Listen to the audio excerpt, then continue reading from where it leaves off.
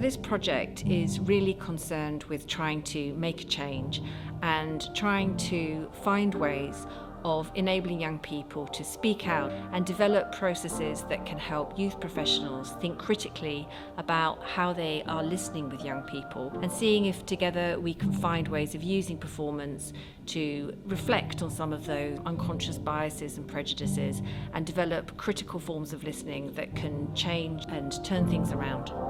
Listen, why won't you listen to me?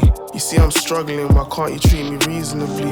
Never wanted to be in this situation, put aside your reservations, please take it easy with me. Sick of going round these roundabouts, doctors, police, teachers telling me to calm down, but what about all the things I just spoke about? Tell me how you can hear the words coming out my mouth but won't listen. Credible Witnesses has a number of key strands. We have been steered by an amazing advisory group which comprises of a criminologist, philosophers. We are really lucky to have Miranda Fricker, the philosopher who conceptualised the term testimonial injustice, as part of our advisory group. We also are working with social workers, a forensic psychologist and performance studies theorists.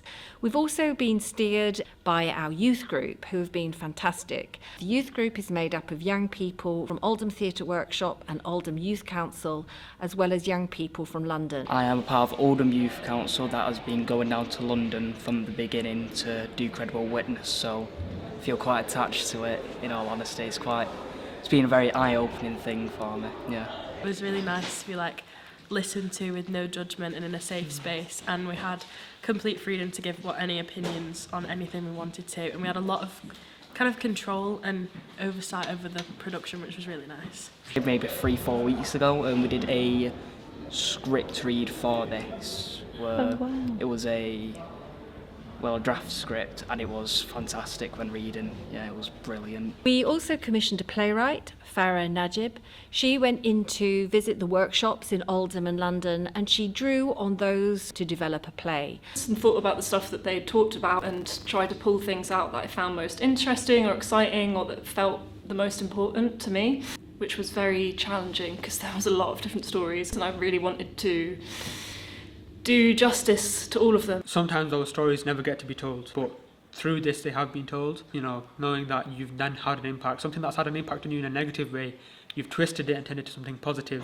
Pulled up your notes here, but I've only really had time for a very quick scan. It's about a young person who had been feeling certain things with their body, so they came to a GP practice. I don't feel normal. Do you? Have you ever used drugs? What? Give me a second, I can find the video and show you. Excuse me, Rory. You're not listening to me, I'm not depressed, I just think How about you look at the video. Why don't I make the referral now? And I feel like it made me think that the listening to part is more important than, I don't know, giving someone a diagnosis, inviting that person in to be like, what steps would you like me to take? A sport. He likes V4! But he doesn't like shooting games. As the second story, a refugee from Somalia and his friend were racially profiled. Both the staging and the facts really quite shocked me and disturbed me. Everyone is staring at me. A couple people have their phones out filming, but we've done nothing! They're hurting me. Don't be going anywhere, son! Not this son! It's too late. I feel like I've been stripped naked.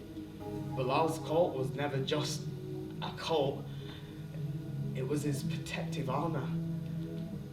Amara, what's the problem? Meant to be leading a GCSE revision class in less than 10 minutes. The final story takes us to a young person who has come to their teacher. It's images that are nude images and it has her face on it. Amara, pictures of you, not of you. I'm afraid I don't follow.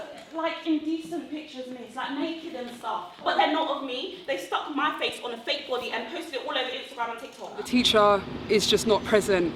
Amara's just like a little blip in the whole day.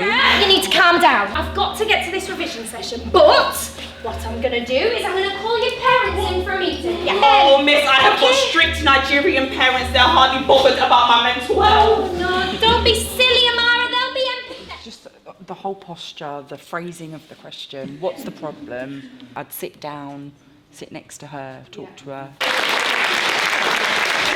Wow, where do I start?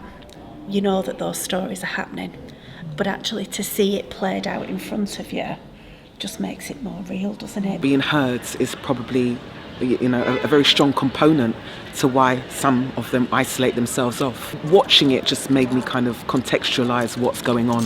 Looking at it as a tool for training across Oldham and London or anywhere else. But you're also going to get those people in the schools listening to what the young people are saying in a safe environment. How powerful it is when young people lead conversations with young people. This play and the whole forum should get out to the widest audience as possible. I guess opened up my eyes to how much these children are being ignored. Where are those doctors, those teachers, some of those authority figures that we saw in the play? Those figures really need to see a play like this and understand better the impact that they're having. Why is everything a mission? Life's a stage, I'm just waiting for the intermission. Give me a break, what I'm saying isn't fiction. Hearing what I say and listening is a big difference, please listen.